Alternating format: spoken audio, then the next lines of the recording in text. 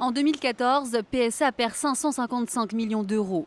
Plombée par la longue crise de l'automobile européenne, l'entreprise frôle le dépôt de bilan.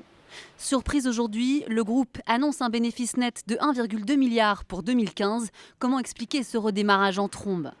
D'abord, par l'aide que lui ont apporté l'État et le constructeur chinois Dongfeng en entrant au capital à hauteur de 14%. Lorsque Carlos Tavares a succédé à Philippe Varin en 2014, il a aussi changé de stratégie en réduisant le nombre des modèles et en positionnant mieux ses marques. Ce qui est important, c'est qu'on comprenne tous qu'en travaillant collectivement de manière constructive, nous pouvons créer plus de richesses.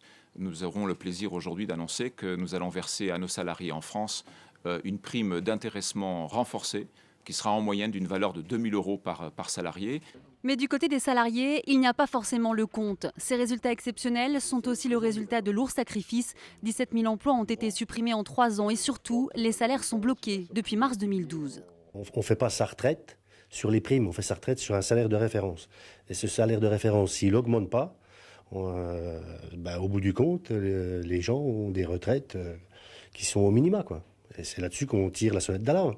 Pour se développer encore plus, PSA mise notamment sur le marché iranien.